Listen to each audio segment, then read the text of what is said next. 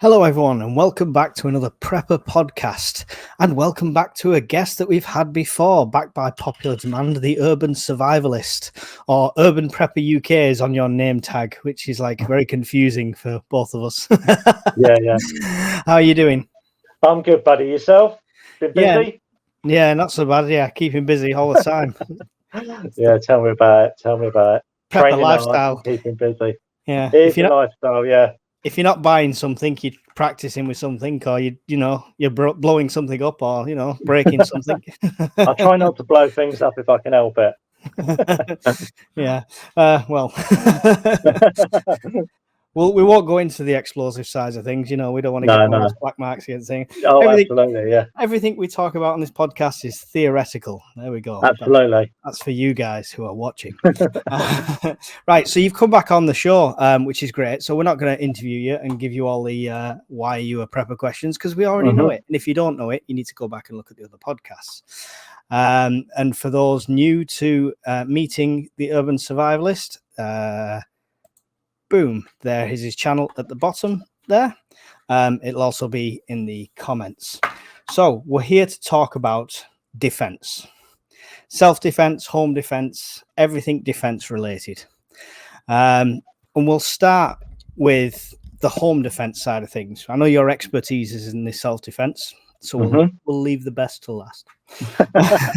Now, home defense is something we get questioned about a lot because I think everybody thinks within 3 or 4 days of SHTF, it's going to be, cannibals roaming the streets. What kind of timeline are you working with something like that? Do you think we've got quite a bit more leeway than the fearmongers would hope we have? I would think so. I think it's like, because I've looked into this a lot, and like I said in my last podcast, I've lived in places where there's been riots and unrest and stuff like that.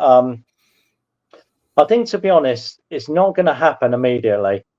I think things could go down, but it would take, even if the water was switched off, it would take a certain amount of time for people to run out of water and start getting desperate and raiding people's houses and stuff like that.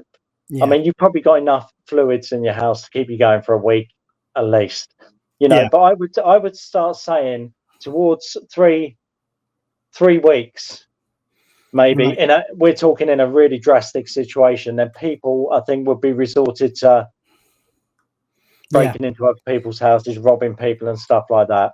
Yeah, I can already read the comments on this video before we've even started. No, it won't. It'll be 2 days and it'll all be... Yeah, no. I mean, I watched this thing on... I don't know what it was. It was on Netflix. It's called Blackout or something. You've probably seen it. It was I've seen it, yeah. It was apparently based on a true story, but they embellished it quite a lot. Yeah, it was a Channel 4 thing, I think.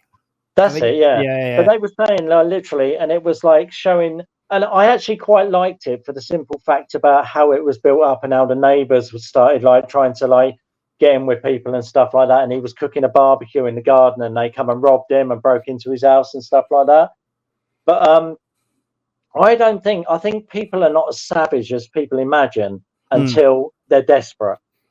Yeah. I think quite a lot of people would go, do you know what, this is going to blow over in a week, or, it's like, I'll empty the water tank, Yeah. I think you would be talking of probably between 2 and 3 weeks. It's a long time for somebody to get rid of that, or help is coming. Yeah. Mentality, because that's what you used to, right? If the power goes down, the electricity board's working on it, they'll bring out absolutely, yeah. Water goes down, there'll be bottled waters dropped off somewhere. So people are used to that kind of handout thing. So it'll be a while before they actually realize, hang on, I'm on my own here. And the thing is, Mike, I think it's like if people follow people like us and pick up the tips. I mean, it's, for instance, I did a thing on my Facebook, and it's a really weird tip that I give people, with water, because people are saying about water going down and stuff like that. The 5 litre bottles you get, the big 5 litre bottles. I basically got someone to knit a cozy, and they're used as doorstops. So every doorstop in my house has 5 litres of water. There you go. That's a storage problem solved as well. That's brilliant. So and you can't see it; just looks like a heavy doorstop, but it's actually 5 litres of water under each one. Nice. So I think I'm storing 50 litres just as doorstops. That's great. Honestly, that's a superb tip. Yeah, that one's for free. Watching and listeners. Yeah, I like that. With 2 weeks passes or 2 days, Mhm. depending on your theory behind it. I think it's right about a couple of weeks, because I do think people are generally good. There's always bad people out there, but for every one bad, there's 5 good, sort of thing. So I think people will try and be better natured to begin with, you know. And But you've also got to think is that, like, they're probably going to raid the shops before they raid your house. Do you know what I mean? So, like, there's going to be shops and, like, wholesalers and stuff like this that are going to be raided first before people, in my opinion, people start, like, looting houses and stuff. So how realistic is home defense in this country? I mean, we've not got most of us haven't got lockers full of like firearms and things like that.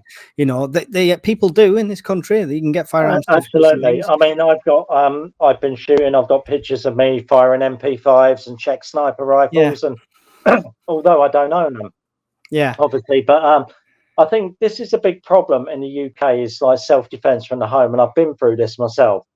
And I've been in trouble for it, for like literally somebody broke in my house and stabbed me, and it was quite a bad situation. Wow. But to be honest, here home defence, from my point of view in the UK, and in a normal situation, you're going to get in trouble. Okay, it's like, unless but if a shit hits the fan situation happens and there's no law, things are going to be a lot different. So it would go from being under a strict law where you can't even give them a slap around the face if they break into your house before you get arrested, to being able to, like, you know, defend yourself properly. I'm trying to word this correctly. No, but I still think there's some merit in non-lethal defense, because absolutely, even if, you know, the theoretical situation, SHTF, and there is no rule of law because of a collapse of society at that point, doesn't mean that's always going to be the way, right? No. So these things can come back up and they can bite you on the watcher. So, but how realistic is it anyway to defend your home? Because chances are it's not going to be one guy trying to get in. It's not going to be exactly. It's never going to be a one-on-one, right? No, absolutely. And this is the thing that I always say. I think with home defense, and it's the same as self-defense, when we talk about home defense and self-defense, we have to take away from the mindset of just like a martial artist, or like you're a bit of a handful or something like that, to going into a survivalist mindset. So, like you said, there's not going to be one guy knocking on your door asking for water. You're going to get a few guys who's mates, you know, and they're probably going to be tooled up. So I would start looking at things like, I mean, obviously in the house I live in an old Victorian 1830s house. So to board up all my windows and doors would cost thousands. It would literally cost thousands, and it's not applicable. The amount of storage I would have to do, because we was looking at advising people to have, you know, like MDF sheets that are cut to size of the window and store, but it's not practical.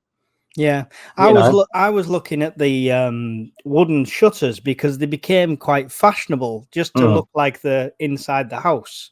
But you can actually close them, and I thought, if you got something like that that looked like a fashion statement, absolutely, solid, you know, that is an option. But is that the method? Is keeping them out the main method? I think absolutely. Well, again, it depends on the situation, doesn't it? And this is where you turn into a survivalist mindset, and it kind of goes in with the self-defense thing we'll talk about after.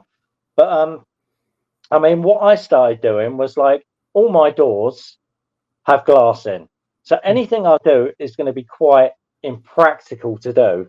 Do you know what I mean? So I can put bars on the doors, but somebody's going to, like, literally put the window through. So it's like, what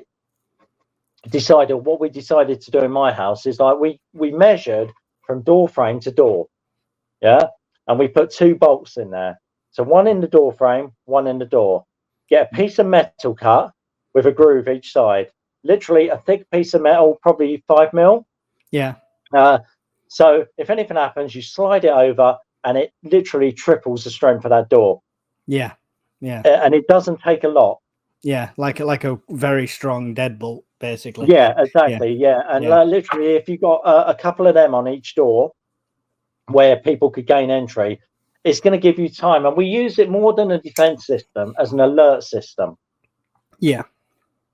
If that makes sense. So obviously, if someone's kicking your door, instead of it going through on the first time, it gives you those sort of crucial minutes to get into action. Yeah, which is either whether you're going to stand and defend or whether you're going to take another exit, if that's a possibility. Absolutely. Yeah. I mean, we look at things like because I teach about defense and home defense and stuff like that.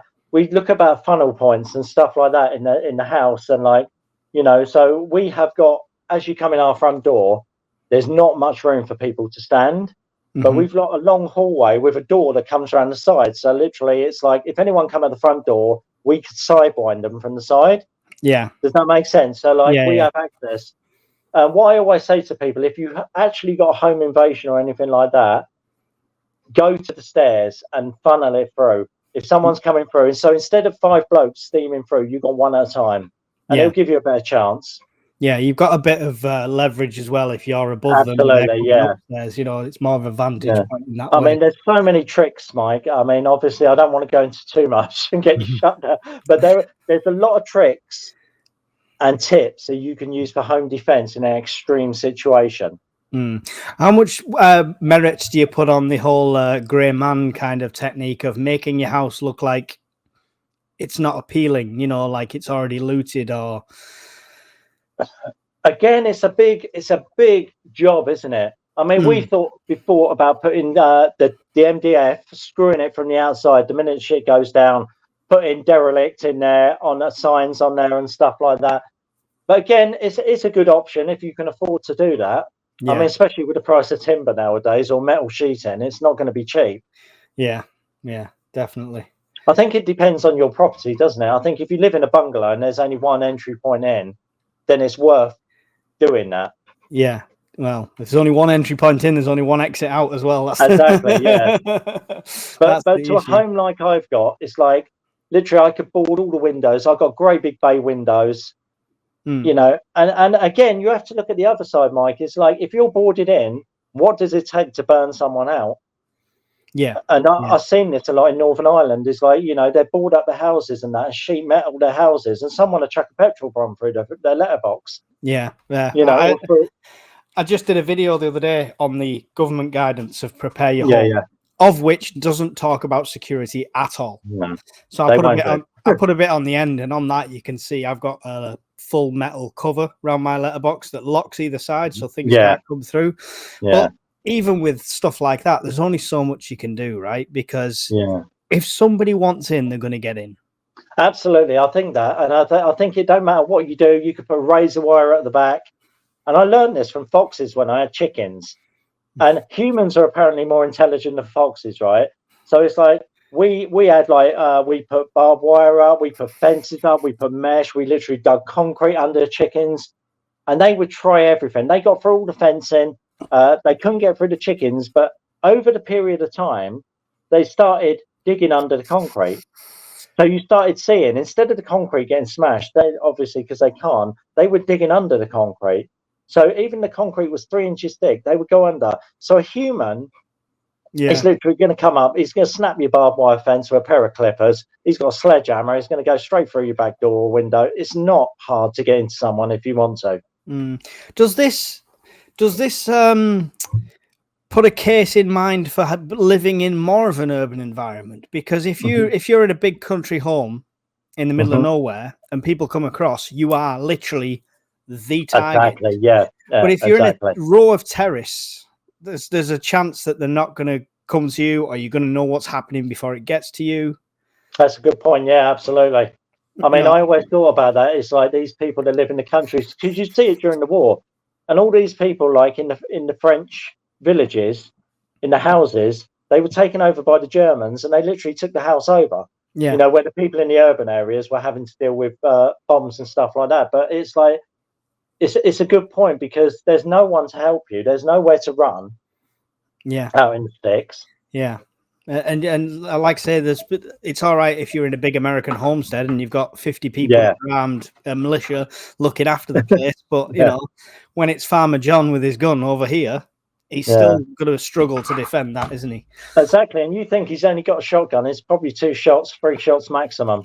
You know, and if you got like 8 or 10 guys coming at your like farm or whatever. And this is where the urban areas, this is what we were talking about on the last podcast, where I said my key thing to know for security or anything is a local knowledge of your urban area. Yeah. So, you know, if our house got raided tomorrow, I literally have an entrance to a whole bunker tunnel system that goes for miles, literally 5 minutes away. Yeah. You know, so it's like, these are the times when you have to decide when it's getting too much, obviously. Yeah. When to bug out or like get out of it.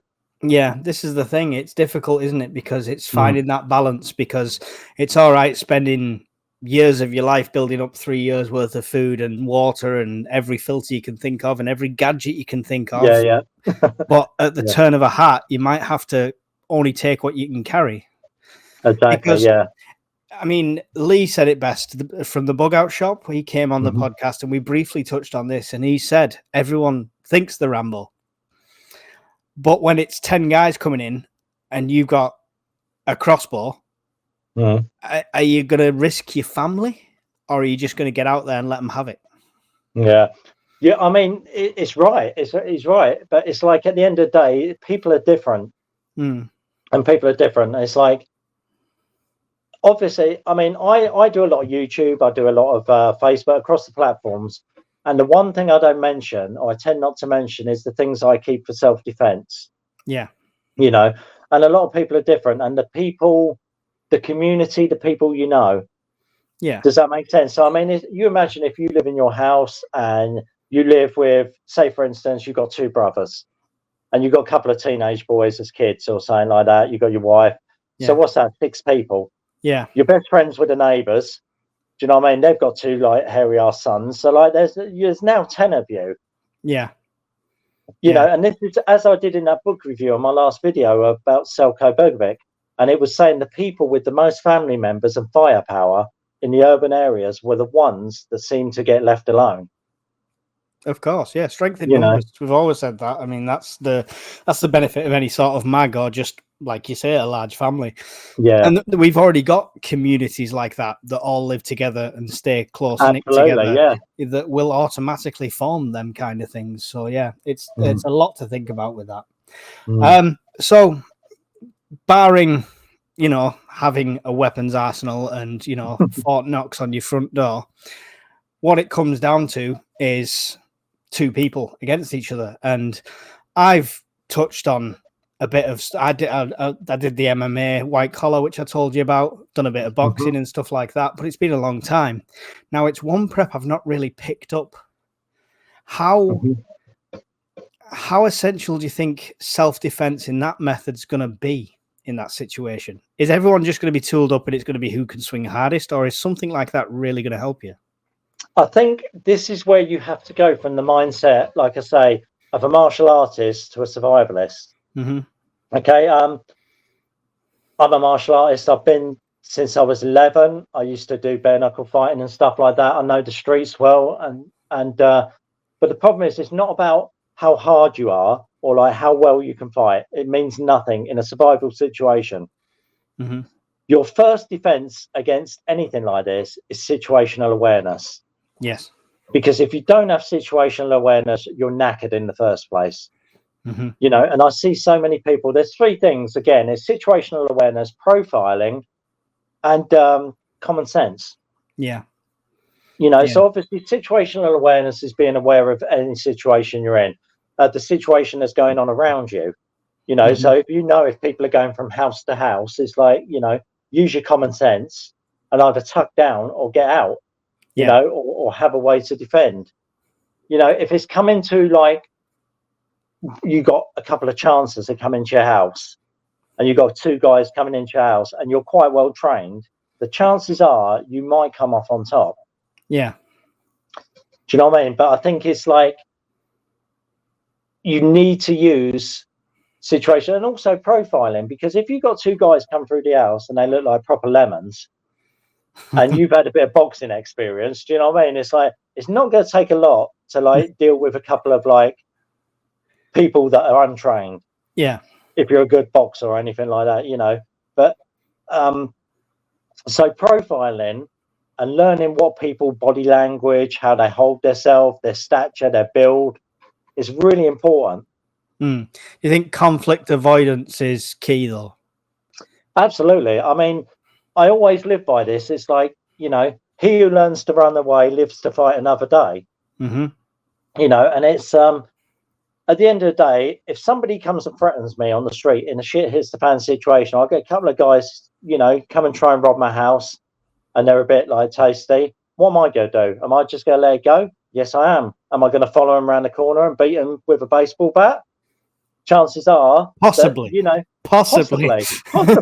You know, you never know what somebody is capable of. Yeah. And this is why I say to people, is you must have seen it on all these prepper things. They go, and I actually banned a couple of guys off my group.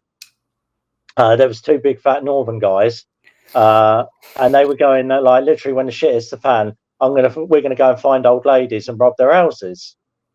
And I was like, but you know, you need to think about this, mate, because what happened exactly? And I said, but what happens if you go round to rob old Rita's house and she's got 4 hairy ass sons that are going to beat the shit out of you? I said, the thing is, you never know what's behind the closed door. Yeah, she's probably got a Webley revolver from World War II sat in the loft. Oh, I forgot about this. And I think this is the thing that people don't realise. And I learned this a lot when I lived in Northampton, did door work and that, because we did get repercussions of people when we were on the doors and stuff. Of course, yeah. And it's like, and my friend said to me, he said, excuse me, he said, you should never worry about people going through your door unless you know them. He said, because like, you know, you could have a couple of guys looking at your door. They don't know who's behind your door, what you've got. It's a big risk, even for the assailants or the intruders to come in. Yeah. But I mean, in scarier times, in these hypothetical situations, absolutely, lots of people won't think. But I mean, there's two benefits. They won't think, so you kind of have that advantage that you're trained. And I mean, people's situational awareness now, even without SHTF, is the majority is this. That's it. Just adding phone. That's all it is. And honestly, it's like people getting hit crossing the street because they've got their head in the phone. It's just like, be aware. Yeah, I did a test on a couple of my guys at training. And I said, right, I want you to put your hood up, have your earphones in, and walk through the alley. And I want you to tell me when I'm on you or coming close to you. And literally, I was within an inch of them, and they didn't even sense me there. It was like, and I see this all the time, and I see all these young girls walking through alleys with earphones on and hoods up, and it's like, and even the guys. Yeah. And these alleys are well-known drug dealing alleys as well. Do you know what I mean? So it's like people are walking through here with people dealing drugs there, and they're just focused, like you say, they're over on their phone or they're listening to like Bon Jovi in their earphones. Yeah, there's a lot of people asleep, and I know the term asleep and walk is being used as all different methods these days, but I'm using it as in the fact that they're just completely it's that it'll never happen to me attitude, right? If something happens, the person is always on the news going, "Oh, I was watching them the whole time, and nothing like this ever happens. I took my eyes off for 1 second," and it's like, yeah, you're full of crap. You just got this never happened to me attitude. Yeah. But going back to your question about is it worth learning something like this? Absolutely, I think. And we have this argument because it's like a lot of dojo goers or martial artists. And I've been, like I said, I've been a martial artist. I've been a proper martial artist since I was 11. And I remember studying judo for 2 years, and I was quite good at that time. And I was told not to wear my judo suit home. So thinking I'm Bruce Lee at the time, because people they do a bit of martial arts and it gives them a full sense of security on the street. Yeah, they've watched Enter the Dragon too many times. So I was walking through Margate. Margate has always been quite rough down the seafront, especially at night. So I'm like a 14-year-old lad in a karate suit, right, walking through the arcades and everything home. And I got started on by these 4 lads, I think it was. So not knowing what to do, I did the whole ninja, oh, one of these, and they beat the crap out of me. Like, and it was literally a lesson learned. And I was just like, for a split second, you thought you were Daniel LaRusso. Exactly. But it was at that time that I realized that my instructor, why he was saying that. Mm-hmm. Because there are people that if they think that you're a martial artist or something, they will want to have a go at you. Oh yeah, you know. No, if you look like you've something about you, some people just think they've got something to prove. I've got a scar on my face. You can't see it much with the beard. But when I was 19, 20, going out drinking in clubs, people instantly looked at me and thought, he's up for it. Yeah. With no, this was surgery. You know what I mean? It's mental, isn't it? People's mentality, because I've learned this over the years, because I teach sort of combatives and I also teach MMA. So we've basically changed MMA to street defense. Yeah.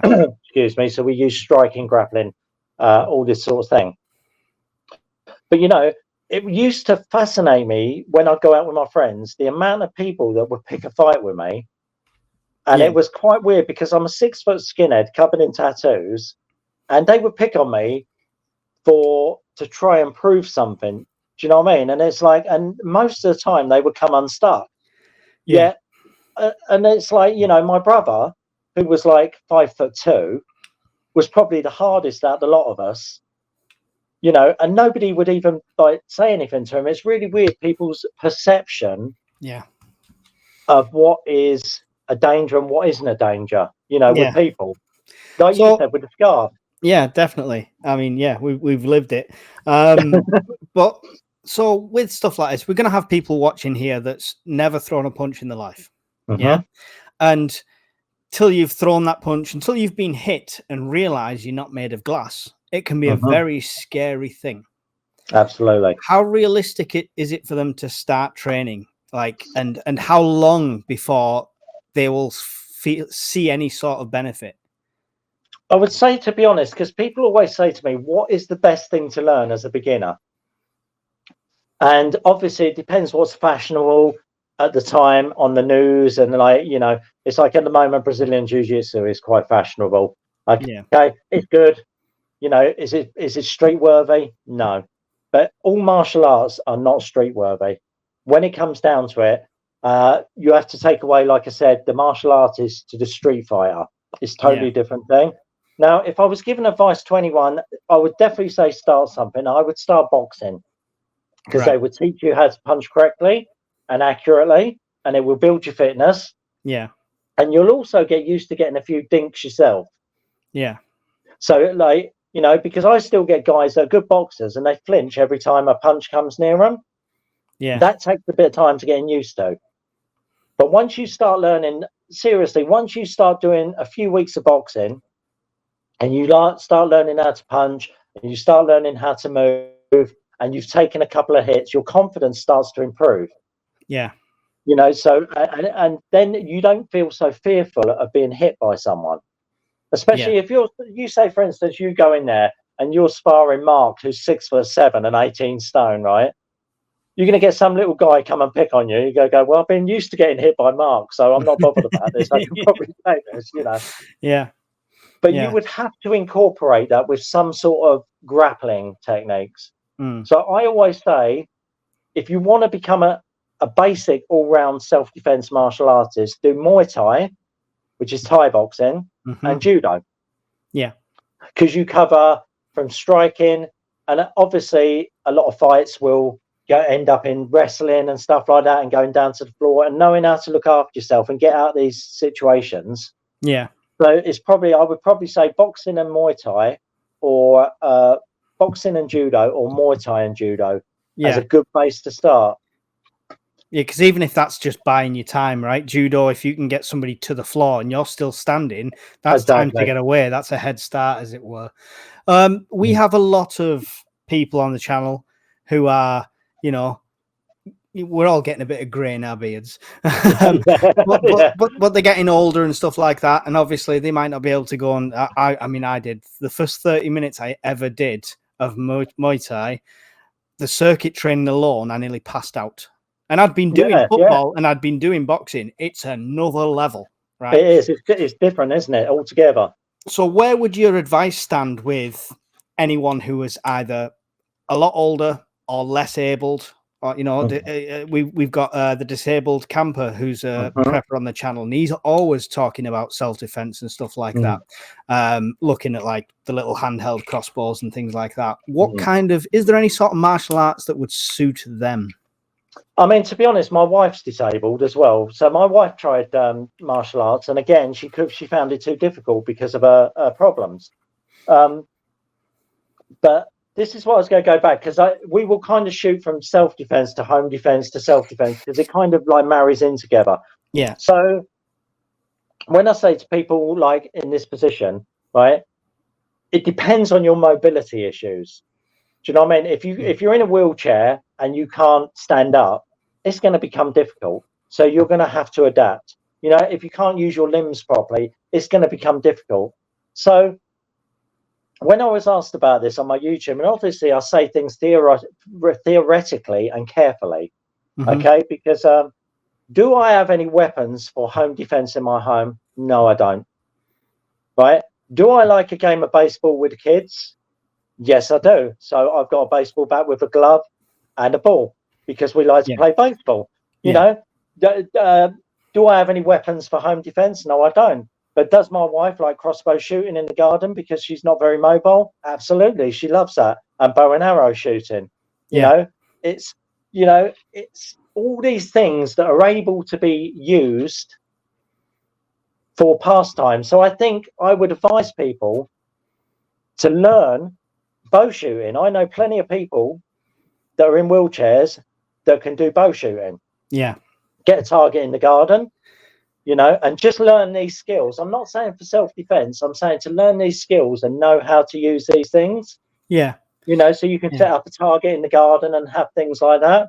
Yeah. Is there any sort of self-defense that they could, like, just having the knowledge would help? Like if somebody comes to grab them, you know, like. Yeah, absolutely. I think things like judo will even work. I'm actually looking at doing an online course for basic self-defense things for brand new beginners and disabled, because obviously my wife's disabled, so it was a big thing for me. It's quite important, as you say. There are people that are not as mobile and elderly as well. You know, like you said, we're not getting younger. I mean, I'm 51 and I still spar 3 or 4 times a week, but I pay for it. I literally pay for it. So I'm saying it's like there are ways and techniques that they can be learned. You know, if you're sitting in a chair, a lot of combatives do this. We do this in combatives. So if we're in a chair here and somebody comes to grab you or even tip you out of the chair, you can literally pull someone onto you and choke them and stuff like this. But again, it's getting the right instructor that will do this for you. Yeah. Does that make sense? Because a lot of these mainstream schools are more interested on competition based or the egos or medals and stuff like that. And it's going more sport based than self-defense based. Yeah, and I find places like that as well, they find their golden boys or their golden girls. Absolutely, and they get all the attention of the trainers, and everyone else is just, just do this, just do that. And it's very generic, you know. Yeah.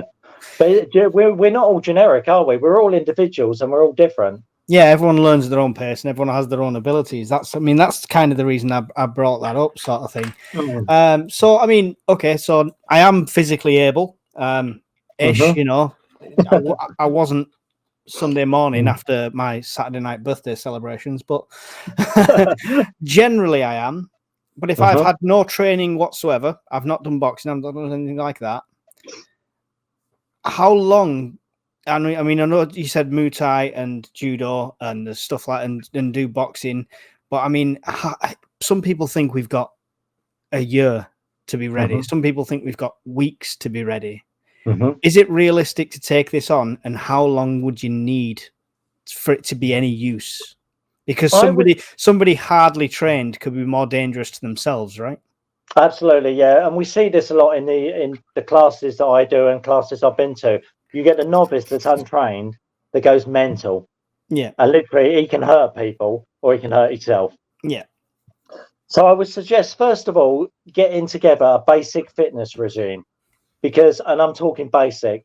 I mean, if you're wheelchair bound, get a couple of little arm weights to move, start moving, start moving your arms about.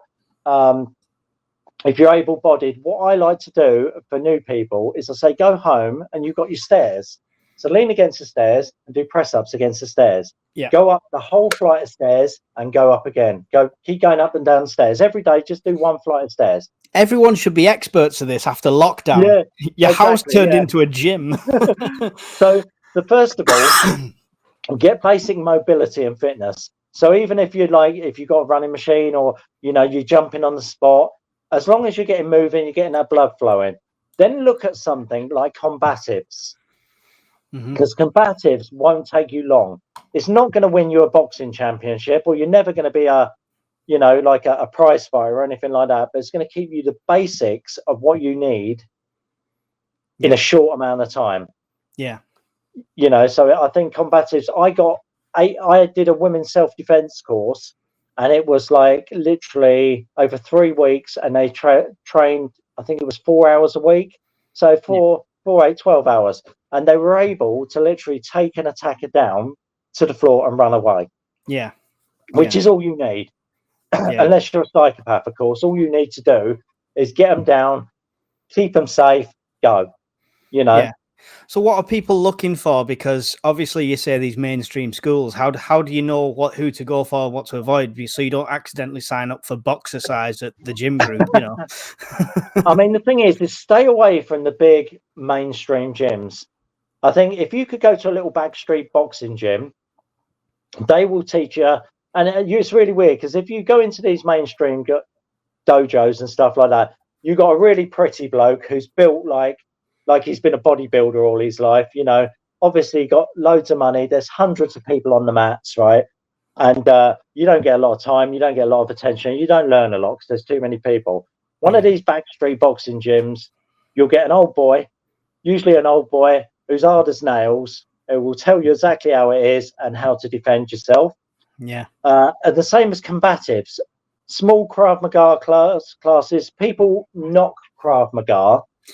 Okay, and I get it. All right. Yeah, I was going to ask you about that, because I did mention that to you in a message. You did, yeah. Because Krav Maga in a street situation will give you the basics, but it will not help against a trained opponent. So if I go against a Krav Maga guy, he's in for a bad day. Do you know what I mean? So it's like, if an untrained guy, say for instance you're untrained, you learn Krav Maga against another untrained guy, chances are you're going to beat him. Yeah. But it's these combatives, because Krav Maga is a combatives system. All these combatives are going to teach you the basics. They're going to teach you how to move, how to posture yourself, how to deflect, how to get people on the floor, and how to get away.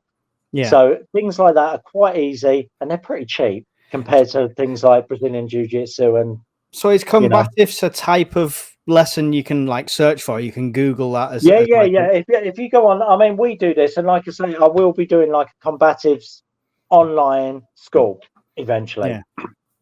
So as you've seen on my YouTube, I've done a few of the basic maneuvers that we do for groundwork and stuff, like taking people down to the ground. Yeah. But the combative side of it is going to be more self-defense based. So it's like teaching people the basics, how to stand, how to have a guard, how to have your hands up in defense. Because obviously nowadays there's cameras everywhere, so you have to be careful.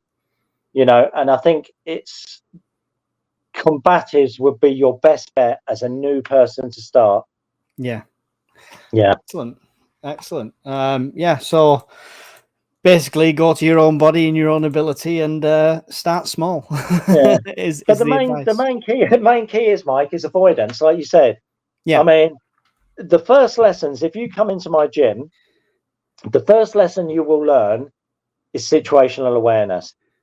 Okay. And this is difficult to learn, but it just puts that inside your head. So it's like looking who's about, looking who the threats are, which incorporates profiling. So and it isn't always going to be the 6 stone bloke, the 6 foot tall, 18 stone bloke covered in tattoos at the bar that's going to be the problem. Yeah. It's much deeper than that.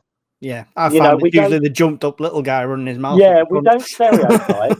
This is the problem. Stereotyping and profiling are 2 different things. So I think if we're talking about someone coming into our home, obviously, you know your home, you know how to defend your home. There's ways that we can talk about, obviously, but not on podcasts and YouTube and stuff like that, because you get the wrong type of people watching.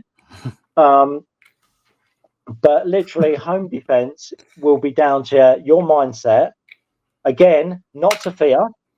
Yeah. You know, because fear is the biggest thing, as we spoke about before. It's like, you know, if you got people coming at your door, don't start panicking.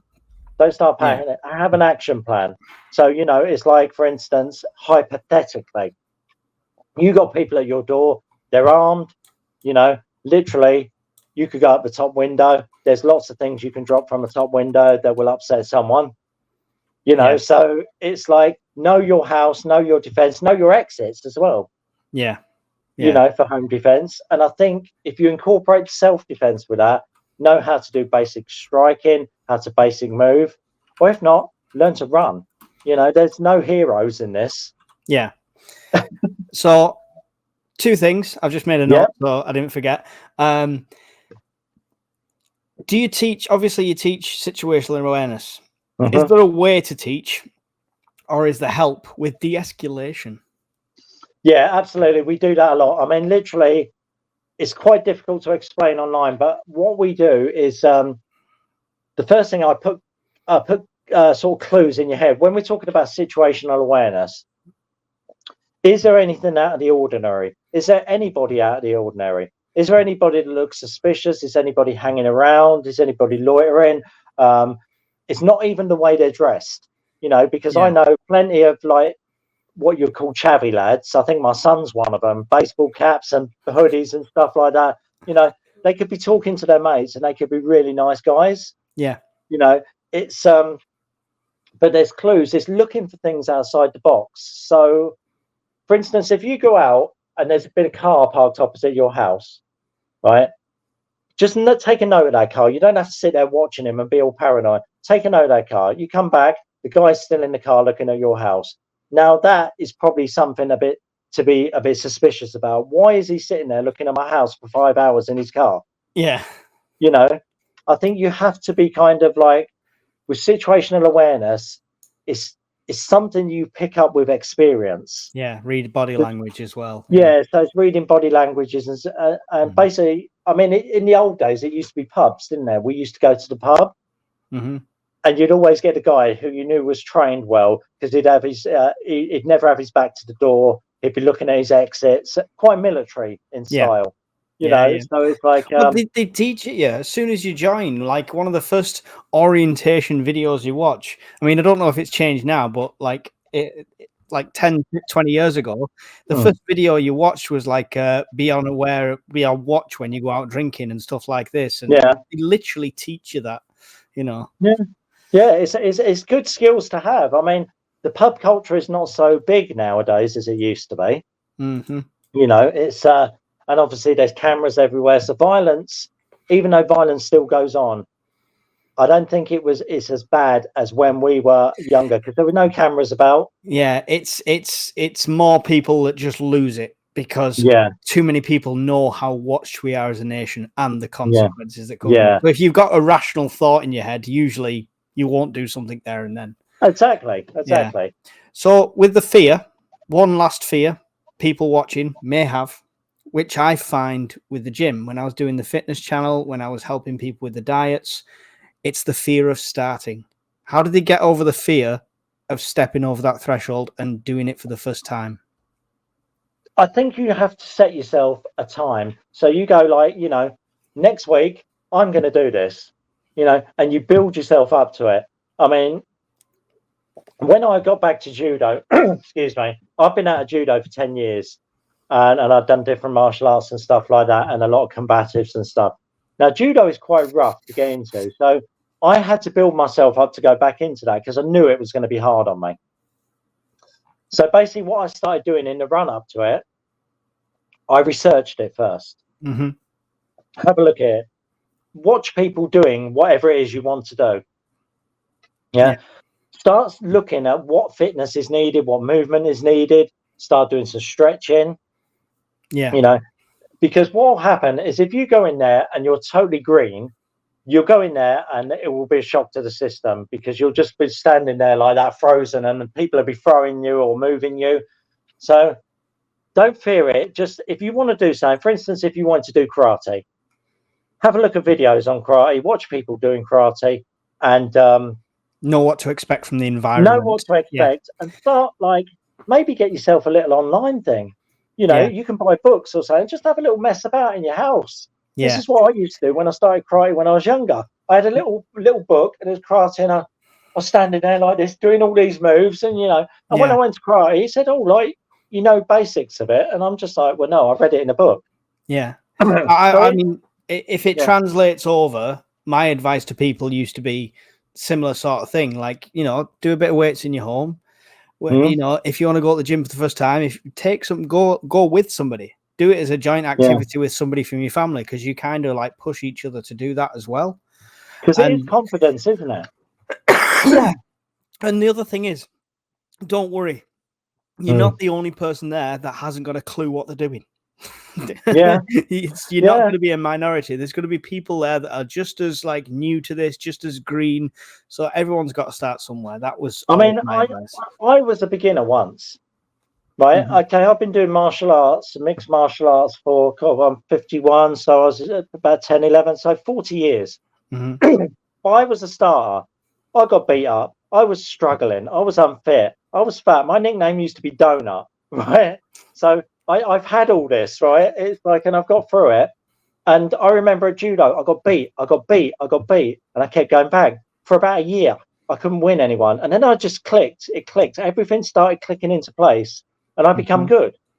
Yeah, but that's no good for people if you're looking for something for a SHTF situation. Then literally, I would think about doing something that's quite rapid to learn. And this is why I'm saying things like combatives. But learn situational awareness, profiling, common sense. Don't put yourself in stupid situations in the first place. And I think the same as you is get a basic fitness. Well, if possible. Where everyone, it's possible to get some sort of level. Absolutely. Even if you're not as able, you can eat better. That gives you a better level of fitness. There's always options. I think we'll call that one there. I think that's been a good length and time. Anyone who wants to ask any questions, myself, and I'm sure the Urban Survivalist will keep an eye on the comments. Of course, you can go over to his channel as well. And all his social medias, are they all the same name or similar name? Urban Survivalist or UK Prepper Guy. There you go. That's it. So you can find him on all different social medias, and I'm sure as soon as he's got his online lessons up, I'll sign up and I'll do a review. Do that. I'll do a review of your online course. That'll be a good one. And before anyone does, remember how well trained he is before you call him Donut in the comments, because I know what you're on. I think, if I can just finish on one thing, I think it's like, obviously, if anyone wants to ask another time about more home defense tips and stuff like that, then I do have a Facebook group, which is Urban and Rural Coastal Skills, Urban, Rural and Coastal Skills.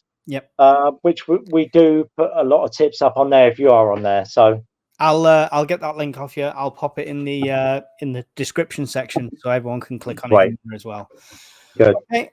Would you like to say goodbye to the peoples? Goodbye, people, and thanks for having me again. And thanks, Mike. It's good to see you as always. You too. Thank you, everyone, for watching. Don't forget, like, subscribe, comment, all that wonderful stuff, and we'll see you in another video.